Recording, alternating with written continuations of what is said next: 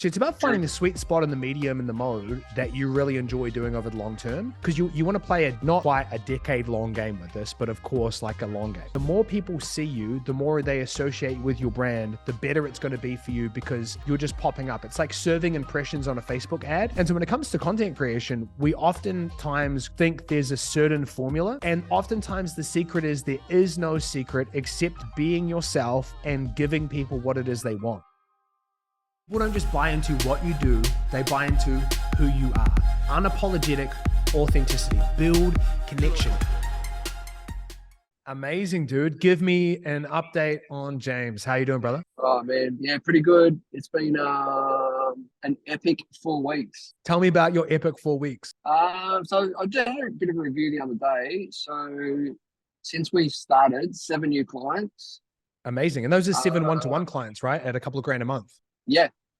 That's amazing. And just the people coming out of the woodwork and giving me amazing feedback around the podcast. And that funnel is, even though it hasn't specifically directly produced new clients, indirectly it has. That's amazing. We call that the invisible ROI, right? Totally. You know that something's working and it's really hard to track the attribution, but it doesn't make it any less effective.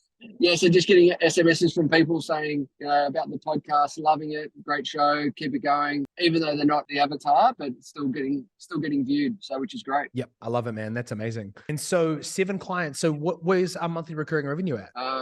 36. Dude, does that feel good? Oh yeah. 36K. How are your expenses overall? Like, I know you're paying me. How is everything else? Yeah, pretty lean. Frick, that's Pretty amazing, lean. dude. 36K recurring revenue. Freaking James basically solopreneuring it. That's not a bad salary, bro. It's hectic, and I've got three other people in the pipeline that'll come on in the next month as well. That's amazing, dude. And so it sounds to me like when we first started, obviously you mentioned you've added 7 new clients in that time, which is great. But it seems to me like you've had a really huge breakthrough with the overall focus and the vision of your coaching. Yeah, and I think just the clarity of the offer, the clarity of the 16 weeks. It's just made it so much easier and simple. And then obviously with the podcast funnel, it's just low. It's just so much easier. The podcast funnel, man. Amazing. Yeah. I'm so glad to hear that. That's crushing. By the way, I just saw, we'll loop back to this at the end. I just saw, we'll have to clarify. I can't remember if we were supposed to be finishing up this month or because we broke for that month. It'll be a month later. I don't know. I have to clarify that. But we can talk about some next steps of what you would want to do whenever we finish up anyway. So thinking about your kind of model right now with the podcast funnel and the offer, what do you feel like are the kind of biggest things to focus in on in terms of like the needle movers? Yeah, I think the biggest thing now for me is that renewal, like the next steps for clients, because there's a couple of people coming up for renewal in my program in the next 3 to 4 weeks. Great. So what does that conversation need to look like? Mm-hmm. And then the other thing is just I think the podcast funnel, like we can't keep up with enough of people wanting to jump on. Yep. So it's just like, do we just go start doing 2 a week now in relations to releasing it? Or is that going to be too much for it? And just get your thoughts around that as well. Yeah, 100%. So a couple of things. So there is inflow and outflow, or inputs and outputs, right? So there is number of interviews coming in when you think about the podcast funnel. And this is true of every funnel, right? So you think about the inputs of like, how do we fill it to the point where enough clients are going to come out on the other side? And then obviously you're thinking beyond just clients, you're thinking authority, influence, building audience. So what you want to do is really make sure that you commit to something that is fun and sustainable for you so you don't burn out. Sounds simple, but like there's a world where James does 10 interviews a week. And if that's fun, amazing. You can figure out a distribution strategy that works for that many podcasts. Yeah, but you could do 3 a week. And if your limit is 2 and you do 3, you're just going to get to the 10th episode and go, I don't want to do this anymore. So it's about finding the sweet spot in the medium and the mode that you really enjoy doing over the long term. Because you want to play not quite a decade long game with this, but of course, like a long game. So for me, like I'm ramping up to 4 YouTube videos a week, and I'm about 2 weeks away from hitting 4 YouTube videos a week and just doing that consistently. But what I found working really well is if I record 1 to 2 direct to camera videos and then repurpose 2 to 3 calls like this, and like taking, group calls and one-to-one calls, or like filming an event I'm speaking at, because that's what makes it doable to get that output goal. Does that make sense? Total sense. Yeah. So when it comes to something like podcast and video, there's kind of no limit to how many you can put out. It's just comes down to how many good pieces of content can I put out? Because if you wanted to release one a day, there would still be an audience for that. You wouldn't be any worse off. Of course, how algorithms work is firstly, everything you post, not everyone sees every time. And the second thing is you're not trying to create something that everyone consumes every episode of. Like for me, for example, I would say I'm a listener of the Tim Ferriss podcast, and I probably listen to every like 6 episodes. So I miss 5 and I come back for number 6, but there's no podcast I listen to every episode of. And so from that perspective, you just want to be thinking more broadly of going like, the more content that you produce, it's not about like, will I overwhelm people? Because no one's going to consume all of it anyway. It's more about frequency and relevancy. So it's like the more people see you, the more they associate with your brand, the better it's going to be for you because you're just popping up. It's like serving impressions on a Facebook ad. Oftentimes people need to see the same ad multiple times before they even click. So that's the first piece. The second piece is just relevancy. Is like the more you do, the sharper your messaging will become and the more relevant it will be to the right people anyway. So there will be a portion of people like me that like Tim Ferriss's podcast, I tune in every now and then. There'll be those people in your world. Then you'll start to create a fan base of people that never miss an episode. You can only really do that through increasing frequency, right? Because if you're only posting every few weeks, it's so hard to build that diehard fan base versus when you like start to really start pumping out content. So to really summarize what I'm saying is when it comes to like doing videos like this, I think there's massive value in number one, figuring out what the sweet spot is of the medium, right?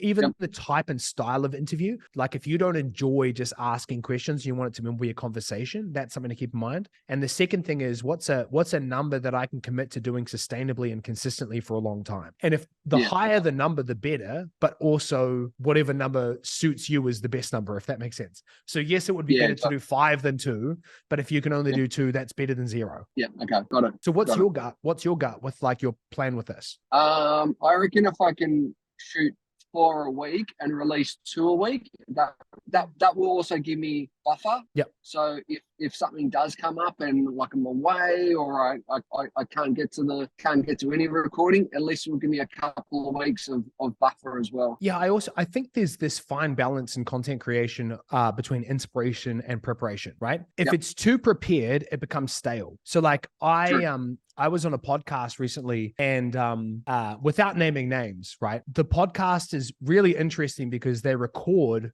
but they release so far into the future. They're just very scheduled and very prepared. And so it's funny because you have, there's energy in the content we create. And it's funny because you can feel the energy of, let's say if someone recorded an interview during COVID and then released it today, it would feel off because the energy of today is super different than what we were all going through 2 years ago. Very true. There's something really about like the recency of the content. So you don't want it to be so over prepared that it lacks inspiration, it lacks potency. On the flip side, though, you absolutely want to start building out a content calendar where you're not having to plan Wednesday's video on Monday, right? And figure out like what's in the pipeline. So for us, we're trying to get to 2 to 3 weeks ahead where we have thumbnails and headlines and things like that, because I'm trying to eliminate all stress related to content creation. And the only way I know to do that is to just be better planned. So find that sweet spot between those things and then get that inspiration mix right when it comes to like sometimes you're able to shoot a video this week and it goes out tomorrow, right? Because it might be timely and things like that. So just be loose with the content plan, not so rigid, but mix that with being planned, if that makes sense. Yeah, total sense. And I just had the thought, like any interviews, it can be like staggered, like it can be part of the content piece. And any personal videos that I can do, it can be shorter. It can be a quicker turnaround for release. 100%. That's exactly right. The biggest thing here is just to not take it too seriously, as if there are these really important rules that can't be broken. Like we break rules all the time when it comes to content. And I think like we're just trying new things and experimenting new things and building skills and building awareness. And that's the beautiful part of like creating a content strategy is, yes, there are best practices, but it's not as much a black and white science as we're led to believe. Because got it.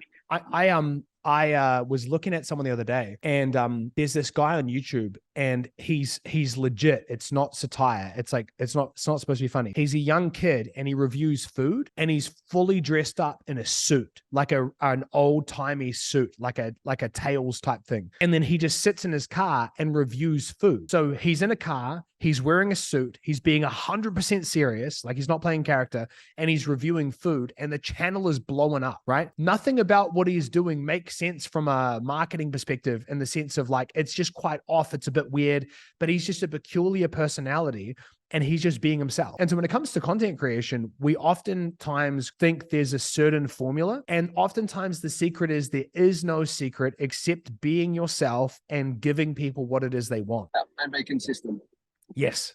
Yeah, 100%. Yeah. So I think this is key, man. And I just think like what's really important to understand about this is we talk about the hub and spoke content model. So for you, if you think about the main platform for you, let's just say it's Facebook to keep it really simple. That's the hub. The spokes are the redistribution strategy, right? So for me and my strategy, it goes Facebook, YouTube, email, and those are the core pieces. And then outside of that, there's like, Instagram and LinkedIn and Twitter and things like that we just redistribute content on. But the hub and spoke model is really simple. My Facebook is my main platform, and then I redistribute to YouTube and to email. And then over time, what happened was then YouTube became another hub because I had more of an audience on there. So like I had a video last week that got 1,000 views in 24 hours. And now it's at, I think, 1,600 views over the last 5 days. And I saw that 70% of that traffic came from YouTube itself, where previously what was happening was most of that content was, most of those views were coming from Facebook. Does that make sense? So Facebook was the hub, and then we're pushing it to YouTube. And now YouTube's become its own hub where we're getting, my little YouTube channel is almost about to hit 1,000 subscribers, but those people are really engaged. They're all relatively new. My point being, when you're thinking about this, we're building a hub for you. So you want to have a really strong hub of consistent content that's built around this video content we're talking about, but then you want to get really good at redistribution and do it in such a way that it requires very little time and energy from you. It's just redistributed content. And so thinking about how you take that video, let's say you post it on YouTube, but that could also be redistributed a week later in its entirety onto Facebook. You could also post it onto Twitter. You could also post it onto LinkedIn. You could also promote it in email. So just be thinking about this as you build out your content cadence. Just keep coming back to the hub and spoke. It's not about having 10 platforms that all feel equally important. You need to have one platform that is your main piece, but then you can redistribute it from there. Like I have a tiny Twitter audience, but I have people that engage with me all the time on there. And it's because I'm constantly posting content, but all we're doing is reposting content. I would also be posting on Facebook. Yeah, got it. Yeah. Got it. So just be thinking about that hub and spoke model as you're scaling your content. Already onto it. So the team has just literally taken it all off me and they're running with it. So as soon as a podcast drops, it gets emailed to the list. It gets cut up for the reels. It gets LinkedIn.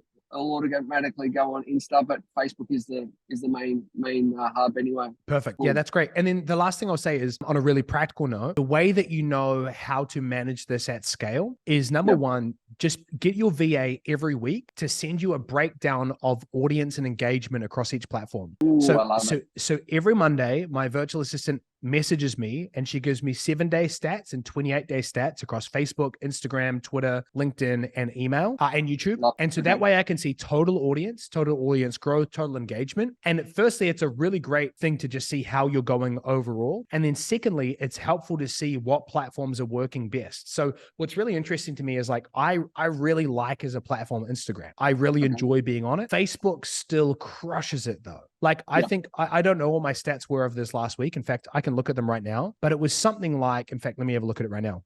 Facebook, my total post reach over the last 28 days was 17,000. Total post engagement was 11,000. Wow. And then there was breakdowns in there of like, 1,200 comments. I can't remember how many thousands of likes. But it's just crazy to look at those numbers and to really see, why it's being driven the way that it is and how it's, why it's working as well. And so when you get those stats, you start to see, okay, should we be allocating more time to Twitter or to whatever platforms might be blowing up? And then you can also have your virtual assistant jump into those platforms and actually, because there are certain things on Instagram or LinkedIn or Facebook that you can be getting the virtual assistant to do to grow those platforms organically as well. Or maybe there's a basic ad strategy you can add into the mix and so on and so forth. Don't overcomplicate it. Obviously, there's so much you can do. But just keep it as simple as possible around that hub and spoke model. Oh, that's so exciting. Yeah, cool. All right. I'm pumped for you, man. I'm really, really excited about where this is going for you. Yeah, me too. Me too. Very much. Yeah. Podcast, YouTube, and email. Are you doing much with the email at the moment? Yeah.